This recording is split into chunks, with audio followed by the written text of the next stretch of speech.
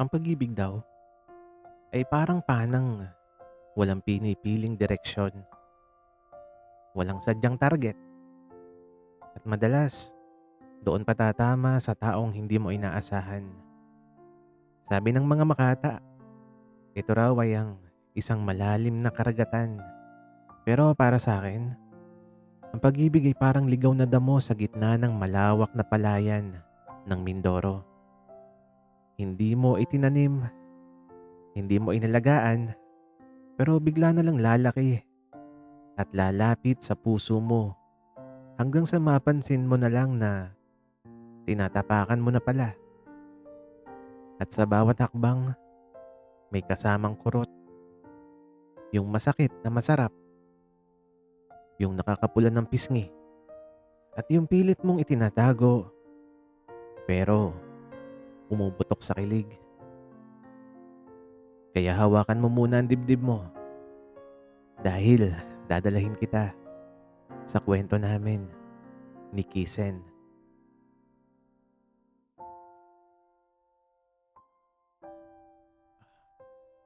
Dino, yung kalabaw, nanginginain na naman sa bakuran ni na Aling Marites.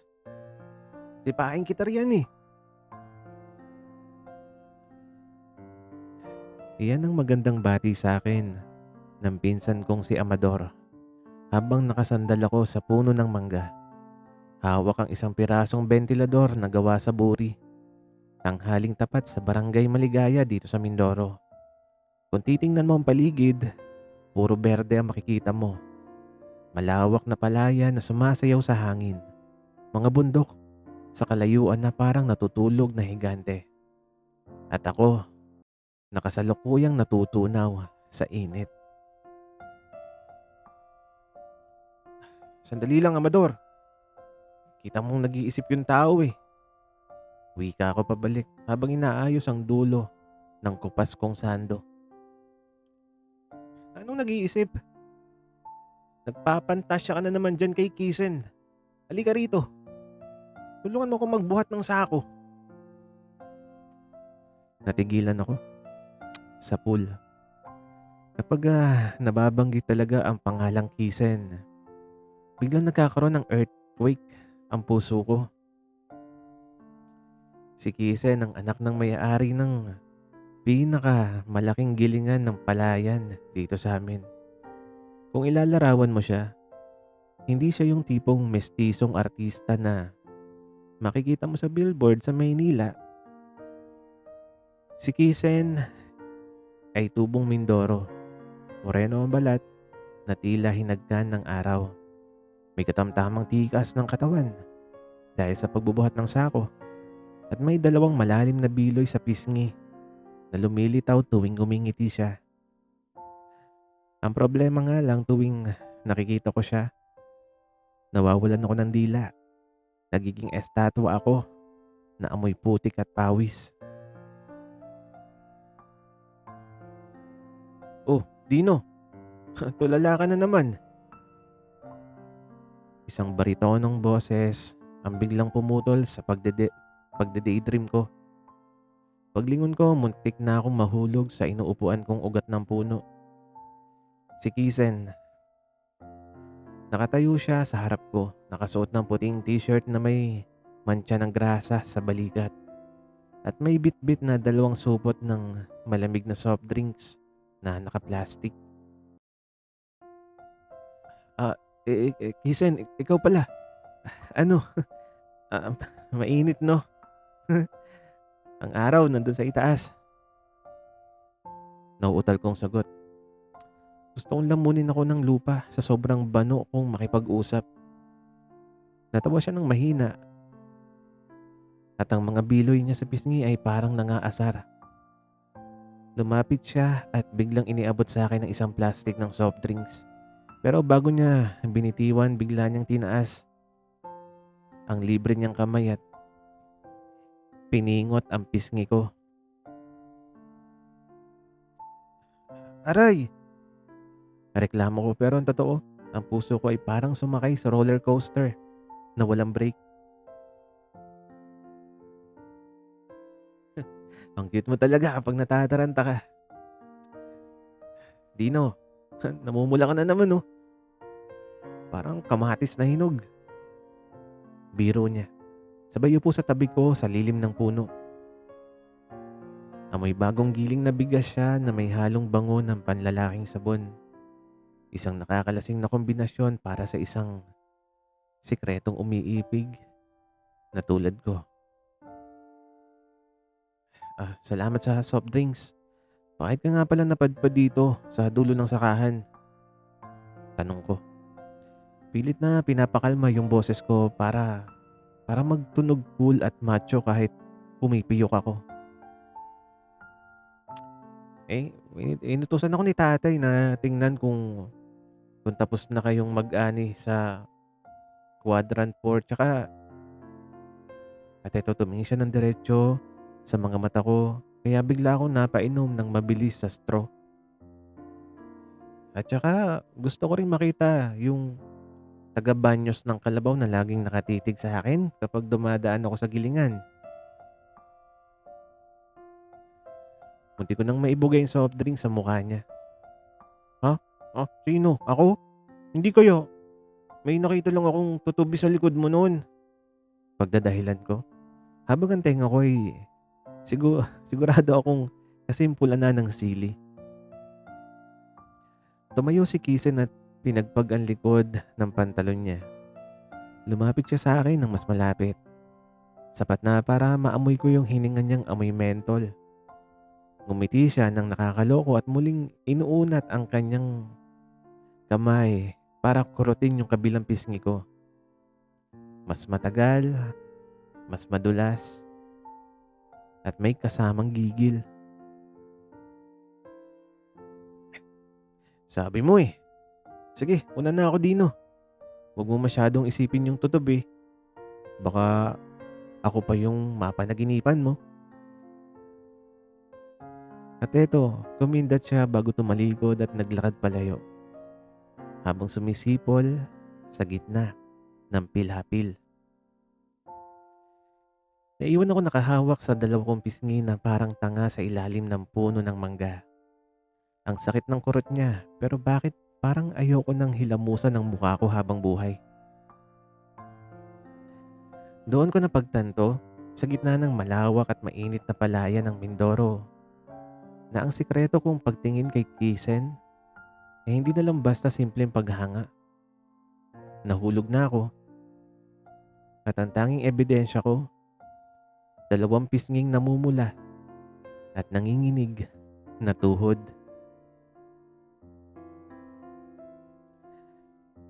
Sabi nila, kapag in love ka, nagiging makata ka. Pero sa kaso ko, mukhang nagiging praning ako. 3 araw nang nakalipas mula nung huling kurot ni Kisen sa pisngi ko. At hanggang ngayon, pakiramdam ko may sariling aircon ang mukha ko dahil malamig-lamig pa rin ang dampi ng alaala ng mga daliri niya. Dino, linte ka. Dalian mo dyan. Parating na yung ulan oh. May stock tong mga sako sa labas. Sigaw na naman ng pinsan kong si Amador habang hila-hila ang isang lumang kariton. Tiningnan ko ang langit. Kulay abo na yung mga ulap sa ibabaw ng bawat bundok ng Mindoro. Ang amoy ng hangin ay amoy basang lupa. Isang senyales na anumang oras ay luluhod ang langit at babahain ng mga pilapil. Opo. Eto na nga. Parating na. Sagot ko habang bitbit ang dalawang sako ng palay. Pakiramdam ko tuloy sa sobrang pag-iisip ko kay Kisen. Unti-unti na ako nagiging si Hercules ng Mindoro. Nagmadali kaming pumunta sa gilingan kina Kisen para doon muna itambak ang mga huling ani. Habang naglalakad kami sa pilapil, muntik na akong madulas sa putikan dahil sa natanaw ko sa may unahan. Si Kisen. Pero hindi siya nag-iisa. May kasama siyang lalaki, matangkad, maputi, naka-jersey short na pang basketball na kulay maroon at may panyo na nakatali sa noo. Kung ihahambing sa akin ng mukhang bagong hango sa kumunoy, ang lalaking ito ay mukhang bagong ligo sa gatas. Nakikipagtawanan si Kisen sa kanya habang tinutulungan siyang magbaba ng mga sako mula sa isang tricycle. "Oh, sino yun?" Bulong ko kay Amador habang ramdam ko yung biglang pagbigat ng dalawang sako na pasan ko. Parang nadagdagan ng hollow blocks yung balikat ko. "Ah, si Lando yan. Pinsan ng asawa ng tita ni Kisen galing Maynila. Nagbabakasyon lang ata rito para maranasan yung buhay bukid. Balita ko, varsity player daw yan sa kolehiyo." Sagot ni Amador. Varsity player? Sa Maynila? Ano ngayon? Marunong ba siyang magpaanak ng kalabaw? Marunong ba siyang manghuli ng hito gamit ang kamay? Bulong ko sa utak ko na biglang binalot ng maitim na usok ng selos. "Oh, Dino, Amador, buti humabol kayo bago bumuhos ang ulan." Kaway ni Kisen nang makalapit kami sa may bodega ng gilingan. Ibinaba ko yung sako ng may konting dabog na pinagsisihan ko agad dahil sumakit yung balikat ko. "Oo nga baka kasi mabasa yung palay." Pilit yung ngiti sa sagot ko, sabay tingin ng palihim kay Lando na kasalukuyang nagpupunas ng pawis sa leeg. Ang arte, may sariling towel. Nga pala, Dino, si Lando. Lando, si Dino. Ang pinakamagaling na taga-banyos ng kalabaw dito sa Maligaya. Pagpapakilala ni Kisen habang tumatawa. Inabot ni Lando yung kamay niya. "Ay, Dino, bro. Astig naman ang trabaho mo. Sabi ni Kisen, marami ka raw kwento tungkol sa mga multo sa palayan tuwing gabi." Tanong niya na may halong accent na pang Tagalungsod. Ah, marami naman. May tiyanak, may tikbalang at may mga multong na bigla-biglang sumusulpot sa lugar na hindi naman sila taga rito. Makahulugan kong sagot sabay bawi ng kamay ko pagkatapos ng isang napakalamig na handshake. Naramdaman ata ni Kisen ng tensyon na ako lang naman ang gumagawa. Bigla siyang humakbang palapit sa akin. Sa harap mismo ni Lando, iniangat niya ang kamay niya at piningot na naman ang pisngi ko. "Aray, Kisen, ano ba?" Reklamo ko. Pero ang totoo, ang kaninang umuusok kong puso ay parang binuhusan ng malamig na tubig ng bukal. "Sabi ko sa'yo, Lando, madaling mapikon tong si Dino pero paborito ko tong asarin. Tingnan mo, namumula na naman." Sabi ni Kisen habang nakatitig sa akin na may kakaibang kislap sa mga mata. Ganun ba? Sige Kisen, pasok na muna ako sa loob. Kukunin ko lang yung lubid." Wika ni Lando na tila naramdaman na labas siya sa eksenang ito. Nang makaalis si Lando, pumasok na si Amador sa opisina ng bodega. Naiwan kaming dalawa ni Kisen sa may gilid ng mga nakatambak na sako. Biglang bumuhos ang malakas na ulan. Ang tunog ng patak sa bubong na yero ay parang nagbibigay ng background music sa amin. "Nagsiselos ka ba?" Biglang tanong ni Kisen habang nakasandal sa posteng kahoy.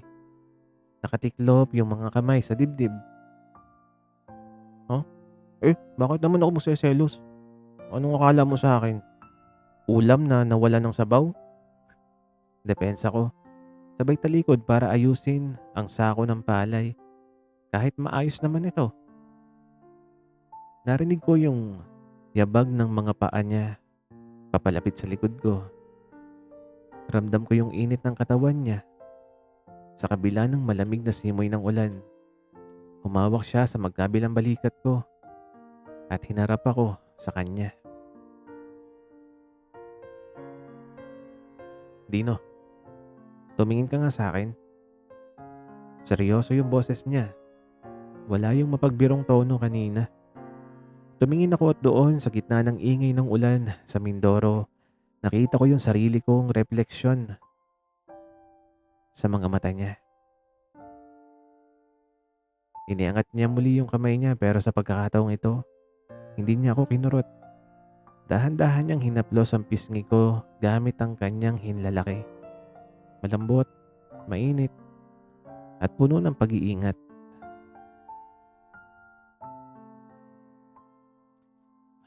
Huwag kang tumingin sa iba kapag nandito ako. Dahil kahit gaano karaming varsity player ang dumating, ikaw lang naman yung may hawak ng susi ng gilingan ng puso ko.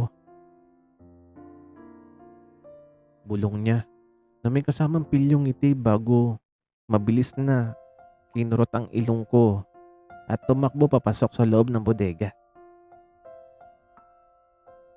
Naiwan akong nakanganga kasabay ng kulog sa kalangitan.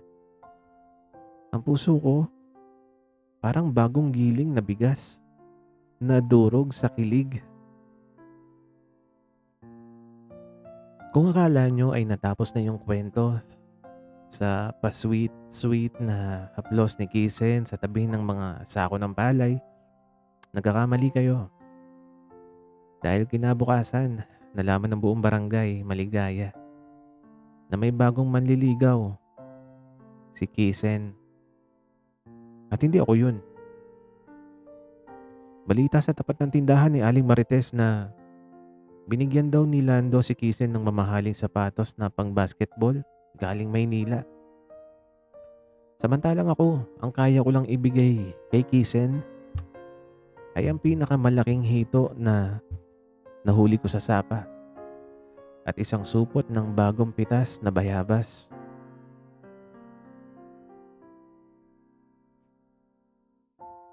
Ano, Dino? Nanganga ka na lang ba dyan? Uunahan ka na ng taga Maynila, sige ka. Asar ni Amador habang nagbabalot kami ng tanghalian namin sa dahon ng saging. Binalot na may itlog na maalat at kamatis ang ulam namin ngayon. Saktong-sakto sa kulay ng mukha ko kapag nabubwisit. Tumahimik ka nga, Amador. Ang tunay na pag-ibig, hindi nasusukat sa sapatos. Nasusukat yan sa tibay ng tuhod, sa pagpupursigi. Pagmamalaki ko kahit ang totoo eh. Mangiyak-ngiyak na ako sa takot na baka mas gusto nga ni Kisen ng lalaking amoy pabango kaysa sa akin na amoy araw. Dahil sa matinding selos at udyok ng pride ng isang taga Mindoro, nagpasya akong gumawa ng hakbang. Noong linggong yon, dumaan ako sa simbahan ng bayan. Alam kong nandun si Kisen dahil pamilya nila ang nag-aayos ng mga bulaklak sa altar. Pumasok ako sa lumang simbahan. Amoy kandila at lumang kahoy. Tahimik ang paligid maliban sa tunog ng walis tingting sa may gilid. At doon sa harap ng altar nakita ko si Kisen na nag-aayos ng mga pulang rosas sa florera. Walang Lando sa paligid. Chance ko na to.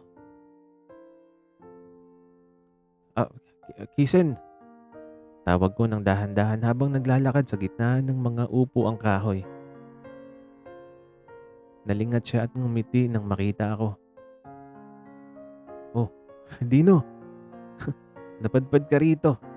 Himala, hindi mo kasama yung kalabaw mo. Iniwan ko muna sa pastulan. May gusto lang sana akong ibigay. Wika ko habang pinagpapawisan ang mga palad ko. Dinukot ko mula sa bulsa ng aking maong na short ang isang maliit na panyo. Kulay asul ito. May borda ng maliit na hugis palay sa dulo na ako mismo yung nagtahi gamit yung tahi-tahing sinulid ni nanay. Mukha siyang gawa ng grade 1 student pero nandun yung buong puso ko. Para sa akin, tanong niya. Medyo nagulat habang kinukuha ang panyo. Ah, oo. Pansalo ng pawis mo kapag nagtatrabaho ka sa gilingan. Alam ko namang hindi yan mamahaling sapatos tulad nung binigay ng varsity player mo. Bulong ko sabay tingin sa sahig. Napilit na tinatago yung tampo sa boses ko. Natahimik ang buong simbahan. Ilang segundo akong nag-antay na baka tawanan niya ako o sabihang ang corny ko. Pero walang tawa na dumating. Instead, naramdaman ko na yung pamilyar na init sa pisngi ko. Piningot niya ako. Pero sa pagkakataong ito, hindi lang kurot. Iniwan niya ang kamay niya sa pisngi ko habang dahan-dahang inilalapit ang mukha niya sa akin. Ang bango ng mga rosa sa altar ay humalo sa sarili niyang amoy. Siraulo ka talaga, Dino. Bulong niya. Nakatitig sa mga mata ko na may kasamang malalambot ng ngiti. Ipinamigay ko na kay Amador yung sapatos na binigay ni Lando dahil malaki sa paa ko. Tsaka hindi ko naman kailangan ng sapatos para tumakbo. Mas gusto kong maglakad sa pilapil kasama ka kahit nakatsinelas lang. Muntik na ako mapasigaw sa loob ng simbahan. Ah, talaga? Tanong ko na parang bata na binigyan ng tsokolate. Oo, kaya wag ka nang magselos dyan sa varsity player na yan. Mas gusto ko pa rin yung taga-banyos ng Kalabaw na may burdang palay sa banyo. Sabi niya sabay kurot muli sa kabilang pisngi ko. Mas gigil kaysa kanina. O siya, tulungan mo na ako rito na mag-ayos ng mga bulaklak bago ka pa matunaw dyan sa kinatatayuan mo. Habang magkatabi kaming nag-aayos ng mga rosas sa harap ng altar, ramdam ko ang paminsan-minsang pagdikit ng mga balikat namin. Napatingin ako sa labas ng bintana ng simbahan, tanaw ang malawak na palayan ng Mindoro sa ilalim ng asul na langit. Doon ko nalaman na hindi ko na kailangang magtapat ng I love you sa kanya sa marangyang paraan. Dahil sa kurot niya sa pisngi ko, alam kong pareho kami ng nararamdaman. Sabi nila, kapag maayos na ang takbo ng buhay, pag-ibig mo, doon naman maghahasik ng lagim ang tadhana. Matapos ang tagpo namin sa simbahan, masasabi kong opisyal na kaming nag-uusap ni Kisen. Hindi pa kami pero alam niyo yun, yung may hatid ng merienda sa bukid at may sundo ng sundo sa gilingan tuwing hapon. Pero dahil nga sikat si Kisen sa Barangay Maligaya, hindi basta-basta sumuko ang tadhana na subukin ang tibay ng tuhod ko. Isang gabi naisipan kong gawin yung pinaka matandang tradisyon ng panliligaw sa Mindoro, ang harana.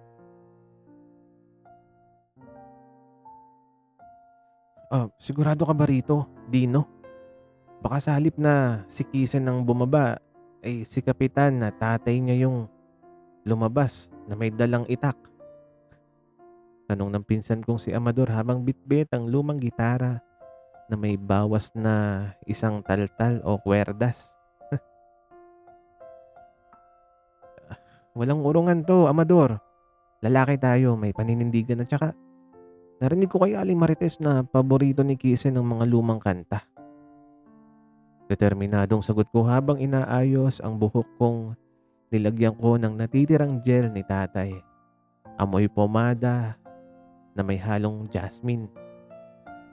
Pumunta kami sa tapat ng bahay ni Nakisen bandang 8:00 ng gabi. Ang buwan ay bilog na bilog. Nagbibigay ng liwanag sa malawak na palayan sa likod ng bahay nila. Tahimik ang paligid. Maririnig lang ang huni ng mga balang at kuliglig. Oh, simulan mo na yung kaskas, Amador. Utos ko sa kanya. Nagsimulang tumugtog si Amador. Sumaludo yung boses ko sa hangin. At hindi pa ako nakakatapos sa unang berso, bumukas yung bintana sa ikalawang palabag ng kanilang kahoy na bahay. Lumabas si Kisen. Nakasuot ng pambahay na t-shirt at nakatali ang buhok. Kitang-kita ko sa liwanag ng buwan ng gulat at unti-unting pag-usbong ng ngiti sa mukha niya. Dino, anong ginagawa mo dyan sa ibaba? Natatawa niyang bulong na pilit na hindi nag-iingay para hindi magising ang tatay niya.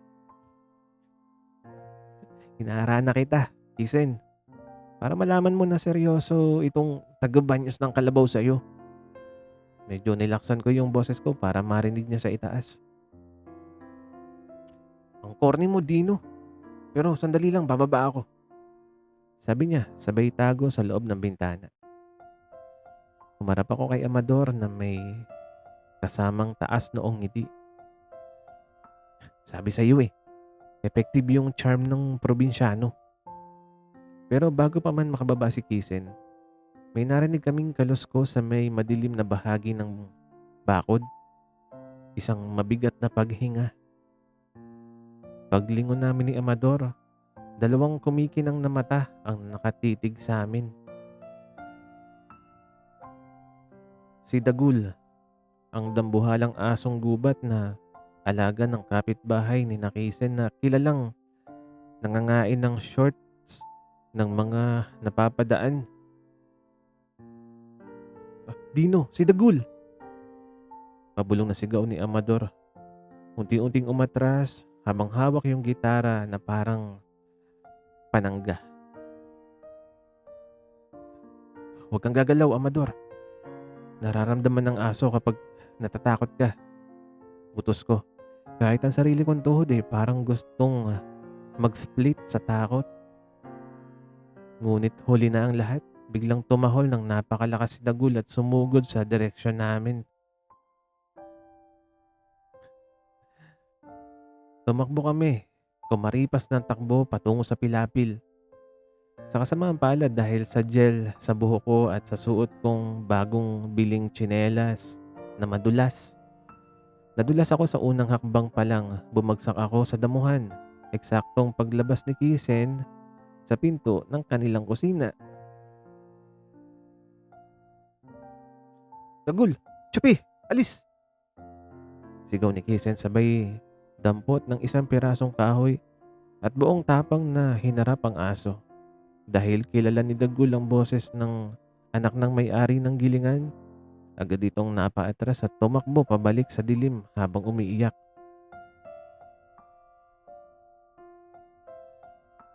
Nakahiga pa rin ako sa damuhan, yakap ang sarili kong mga binti habang si Kisen naman ay naglalakad papalapit sa akin. Hingal na nakapamewang. Para na pala ha? Asar niya habang nakatitig sa akin na nakahandusay sa lupa. Umupo siya sa tabi ko sa damuhan. Walang pakialam kung marumihan ang kanyang short. Tiningnan niya ang natanggal kong tsinelas at ang buhok kong nagulo dahil sa pagkakadapa. Bigla siyang humagalpak ng tawa, yung tawang galing sa puso. Yung tawang dahilan kung bakit mas lalo akong nahuhulog sa kanya araw-araw. Ang galing mong mangharana, Dino. Munti ka nang maging merienda ni Dagul. Sabi niya sabay abot ng kamay para tulungan akong maupo. Nang makaupo ako, hinarap niya ako. Sa ilalim ng liwanag ng buwan ng Mindoro, nakita ko ang banayad na pag-aalala sa mga mata niya. Iniangat niya ang dalawa niyang kamay at piningot ang magkabilang pisngi ko ng sabay. Medyo mariin pero puno ng gigil at pagmamahal. Aray, Kisen! Dalawa yan ha! Reklamo ko pero hindi ko nagawang umiwas para hindi ka na maulit. Sino ba namang tanga ang mga haranan ng walang dalang pamalo sa aso? Bulong niya habang dahan-dahang inilalapit ang mukha niya sa mukha ko. Hanggang sa maramdaman ko ang dulo ng ilong niya na dumikit sa pisngi ko. Isang mabilis ngunit matamis na halik sa pisngi ang iniwan niya bago niya binitawan ang kurot. Salamat sa harana, Dino. Ikaw yung palpa ko. Pero pinaka paborito kong manliligaw. Wika niya sabay tayo at mabilis na pumasok sa loob ng bahay. Iniwan ako nakaupo sa damuhan. Hawak yung pisngi kong parang gustong magliyab sa tindi ng kilig. Sinasabi ng mga matatanda rito sa Mindoro na ang pinakamatinding bagyo ay hindi yung nagpapabagsak ng mga puno ng niyog, kundi yung bagyong nagdadala ng katahimikan bago ang unang patak ng ulan. Ganon ang naramdaman ko nung sumunod na linggo. Ang buong barangay maligaya ay nabulabog dahil sa balitang ibebenta raw ng tatay ni Kisen ang gilingan at lilipat na sila sa Maynila para doon na magpatakbo ng banyadero at grocery store. Nang marinig ko yun habang nagpapakain ng kalabaw sa gitna ng bukid, parang gumuho yung buong mundo ko. Mas masakit pa sa kagat ng pulang langgam, mas masakit pa sa kurot ni Kisen. Dino, may darating na malakas na bagyo. Signal number 3 daw. Kailangan nating i-secure yung mga natitirang pinatuyong palay sa lumang kamalig sa dulo ng sapa. Wika ni Amador habang tumatakbo sa pilapil, itinuro ang langit na kulay itim na tila tinta. Hindi ako nag-isip. Sumama ako kay Amador pero ang totoo, hindi lang palay ang iniisip ko. Iniisip ko si Kisen. Lilisanin ba talaga niya ang Mindoro nang hindi man lang kami nagkakaroon ng pagkakataong makapag-usap ng seryoso? Habang inaayos namin ang sako sa loob ng lumang kamalig, biglang bumuhos ang napakalakas na ulan na may kasamang humahagupit na hangin. Lumalagaslas ang bubong na yero at ang baha sa labas ay unti-unti nang tumataas. Sa gitna ng ingay ng bagyo, bumukas ang pinto ng kamalig. Hingal na hingal, basang-basa at nanginginig sa ginaw. Si Kisen. Kisen, ano ginagawa mo rito? Delikado sa labas. Wika ko habang patakbon lumapit sa kanya. Si Amador naman parang nakaramdam ng sitwasyon ay biglang nagpaalam na titingnan lang yung likod ng kamalig kung may singaw.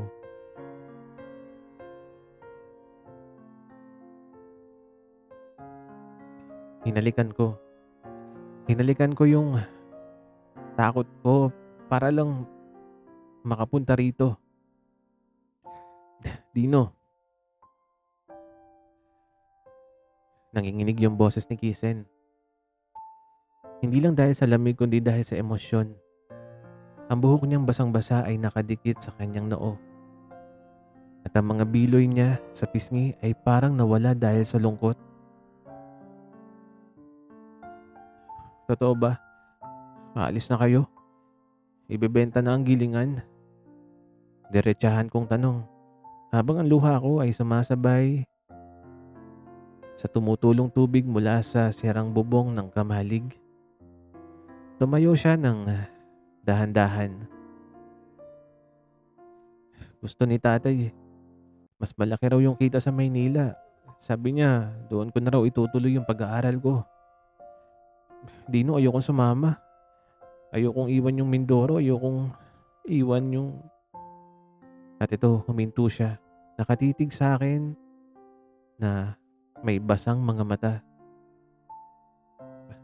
Ayokong iwan ka. Parang huminto ang bagyo sa pandinig ko. Ang tanging naririnig ko na lang ay ang mabilis na tibok ng puso ko. Lumapit ako sa kanya. Pinaliwala ang basang sando, ang putik sa aking mga binti, at hinawakan ko ang dalawang niyang kamay. Malamig ang mga ito. Malayo sa pamilyar na init na nararamdaman ko tuwing kinukurot niya ako. Kisen, makinig ka sa akin. Panimula ko. Seryoso at walang halong kaba ang sa unang pagkakataon. Isang taga-Banyos lang ako ng Kalabaw. Wala akong mamahaling sapatos, wala akong malaking gilingan, at saka ang kaya ko lang ibigay sa'yo ay yung katapatan ko at ang pangakong hihintayin kita rito sa Mindoro kahit gaano katagal. Kung kailangang lumakad ako sa mga pilapil mag-isa habang wala ka, gagawin ko basta. Basta ba, huwag mong kakalimutan yung amoy ng bagong giling na bigas dito sa atin.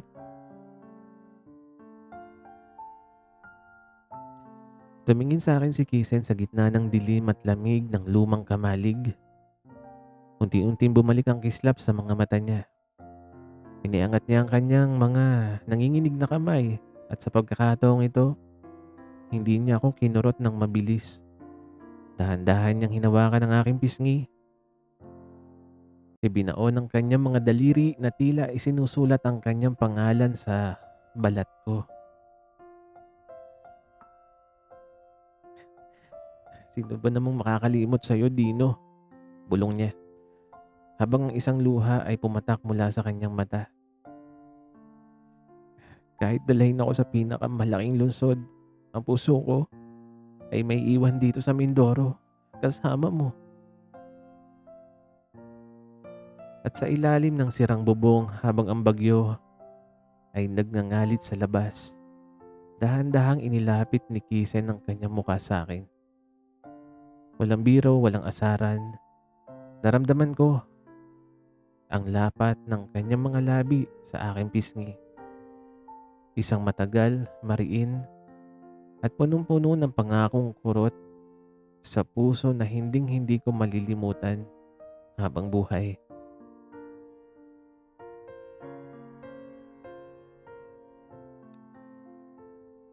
Dumating din ang araw na pinaka-kinatatakutan ko. Isang buwan matapos ang bagyong yun, tuluyan ang naibenta ang gilingan ni Nakisen.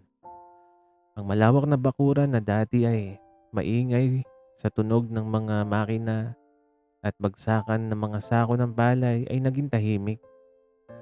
Sa tapat ng kanilang bahay, nakaparada ang isang malaking truck na kargado ng mga lumang kagamitan, kama at mga kahon ng kanilang buhay sa probinsya. Dino, dalian mo. Paalis na yung jeepney na Kisen papuntang Pantalan ng Kalapan.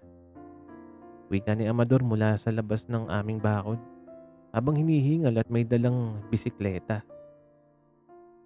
Hindi na ako nag-aksaya ng panahon kahit nakatsinelas lang at suot ang lumang sando na may mantsa ng putik mula sa huling pagbabanyos ko sa Kalabaw.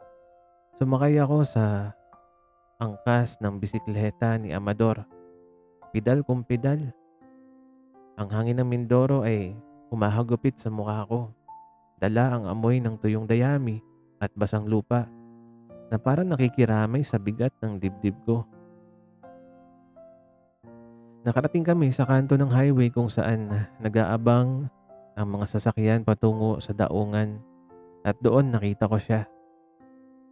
Si Kisen, nakaupo sa likod ng isang pampasaherong jeep. Katabi ang kanyang tatay. Nakatingin siya sa kawalan. Malungkot. Hawak ang asul na panyong may burda ng palay na ibinigay ko sa kanya sa simbahan.